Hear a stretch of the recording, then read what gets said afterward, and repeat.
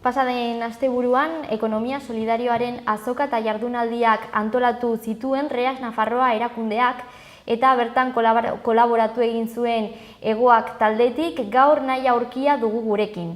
Arratsaldeon. Arratsaldeon. Eta ongi etorri. Eskerrik asko. Beno, lehenik eta behin kokatzeko azaldu iguzu zer den Reas Nafarroa. Beno, Reas Nafarroa bagara 50 entitate inguru osatzen dugun sare bat.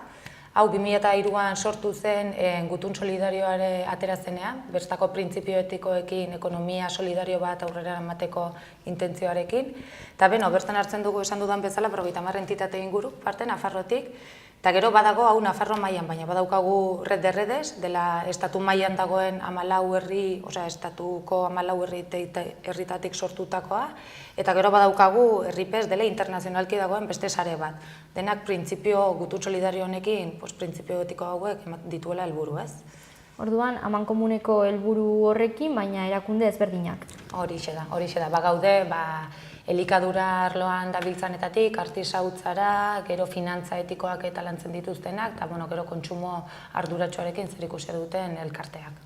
Eta hori orduan orain dela aspaldi sortutako sarea, eta horrelako ekitaldiak orain aipatu ditugunak bezalakoak antolatzen direnak guztiak batera egiten duzue guztiek. Bai, estatu mailan egiten dira, hainbat azoka. Geuk Nafarroan badaukagu orain azoka, hau bada 6. azoka, baina azokarekin batera egiten dira beste ekimen batzuk, ez? Adibidez, jardunaldiak egiten ditugu, ekonomia solidario edo alternatiba hauen inguruan solasteko, eta aurtengo jardunaldiak, 11. jardunaldiak izan dira, beraz, seinalea bada errealitatea hau gogortzen ari dela, ez? Orduan, alternatibei buruzkoak hitz egiteko. Bai, horixe da, ekonomia solidarioa, ez? Azken finean ekologiarekin daukagun lotura, badaukagu geure huella ekologikoa eta hau dena etikoki ematen ditugun printzipioa dira, ez? Eta badakigu errealitate bat badagoela, ekonomia kapitalistatik at badagoena, ez? Eta gizarteriarekin bat kooperatiba antzera, ez? Egin dezakegu, aurrera eman dezakegun ekonomia alternatibo bat. Eta hori, orduan pasaren asteburuan egin zen alde batetik jardunaldiak eta gero azoka edo azoka jardunaldi horien baitan? Hasi zen jardunaldiekin. Ostegunean eman zitzaion sarrera jardunaldiei, ostegun ostiral eta larun batean igande arte egon ziren jardunaldiak, eta azoka hasi zen ostiralean. Ostiral, larun bat eta igande egin zen azoka. Eta zer egin zen? Jardunaldietan izan genituen Frantziatik etorritako Food Cup dokumentala ematera etorri ziren hauek, zinemalditarrak, eta gero izan genituen baita, el jardín en tu balcón, ez? Hemen hiri munduan geu herritatik gatoz, baina hiri munduan egiteko, zeure baratzatxo txikia eta izateko, horrelako tailerrak, jardunaldiak egon ziren, baita ere... Burujabetza bultzatuz. Horixe da, burujabetza bultzatuz, eta horrela, gero ere finantza etikoen inguruan, Banka Fiare, ezagunetatik dena, Nafarroan orain pixka bat egorkontzen ari da, eta badaude elkarte asko berarekin bat lanean dabiltzanak. Eta beste hainbat gai, ez? Gehien bat ekonomia solidario esan dugun gaiaren inguruan. Hori jardunaldiei dagokienez. Eta gero azoka. Azoka, azoka ostiralean hasi zen. Azokan baditugu, aurten hartu dute parte, 61 erakustaldi stand. Hartu dute parte, elkarte ezberdinetatik, Seten, Medicus Mundi, Sustraiak, Landare... Badakigu, ez? Hainbat elkarte. Eta erantzun oso positiboa izan da elkarten aldetik, azken finean gutxinaka badoaz estan hauek parte hartze hauek handitzen, eta denetatik izan dugu. Jendea gerturatu da, eta interesgarria da, azken finean aurten ere geltoki proiektua Iruñan, azken finean 7 urte hauen lan gogorraren ondoren, egiaztatu da, ez? Materializatu zaigu, kainaren 9an izanen da beraren aurkezpena, Iruña guztia entzat, eta geltokik ere parte hartu zuen tabernaldetik. Soili taberna saldu zuen, baina entxeigu giza hor egon zen, bai. Eta esan duzu ere publikoaren aldetik erantzun ona? Bai, oraindik ez dugu egin inongo ebaluazio zehatzi, baina bai azken finean bertan egon garenen ikusi dugu, jendearen aldetik behar bada pixka bat gutxi zeago, azken finean jardunaldiak eta azoka ez da izaten data betiko datetan, ez? Orain dela urte batzuk izan zen urria inguruan edo horrela, Eta, bueno, aurten izan daiteke, gehien bat nekazarien taldetik, produktu freskoak eta ateratzeko orduan, nekazariek badaukate beraien uzta garaia, badauzkate beste 1000 azoka hori hasten dira, eta horrek ere badauka mugatzeko gaitasuna, ez?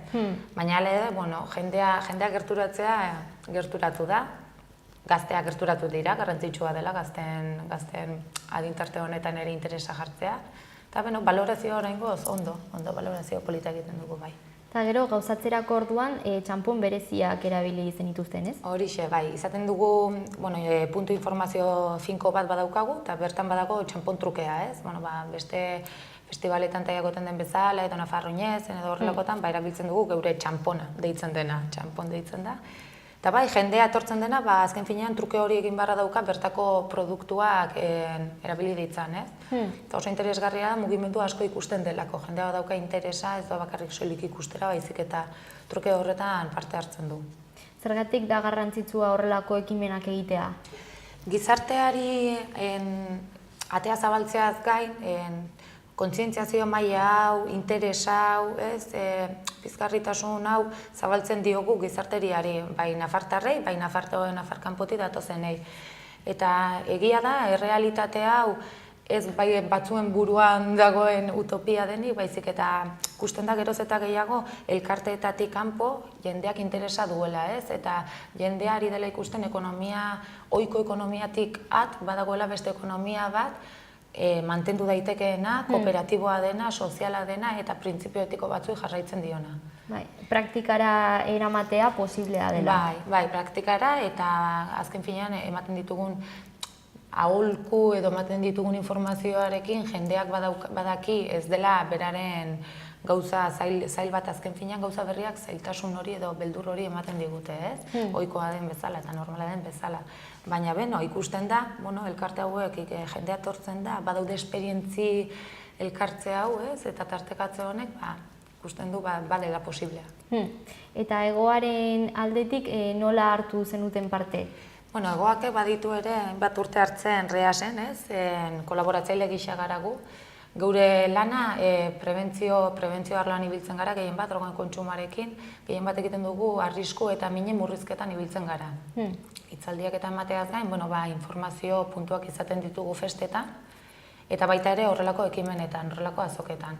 Gehien bat geure lana da informatzea, ez? Esku horriak eskaintzen dizkigu jendeari, zalantzak argitzen ditugu, edo nolako, esku hartzea laguntzen diogu jendeari esku hartzen. Eta gainontzeko erakundeekin eramaten duzuen elkarlana edo horrelako proiektuak antolatzean, zen nolako elkarlana da? Elkarlan polito orokorrean, baina bai, elkarlanean, gehien bat, estrategiak finkatzen ditugu, printzipio etikoei buruz hitz egiten ditugu, estrategia taktikoak, bai, gero ja, epe luzeko estrategiak, ez? Eta, ekimen txikiekiko non jarri geure tanta, ez? Geure kutsua. Eta azken finean, horrelako azoka hunditan egituratzen da, ez, edo materializatzen da egindako lana, baina gero atzekaldetik daukagun lana betikoa, ez, pixka bat koordinazioa, plangintzan eta horrela ibiltzen gara. Hau zenbat alditan egiten da urtean behin edo? Urtean behin egiten da, bai. Urtean behineko gero urteko epealdia, ez da batzutan udaberri antzera, besteetan udazkenean, baina urtean behinko ekitaldiak izaten dira, bai. Eta hau ja ez da lehendabiziko edizioa, lehen aipatu egin duzu. Horixe da.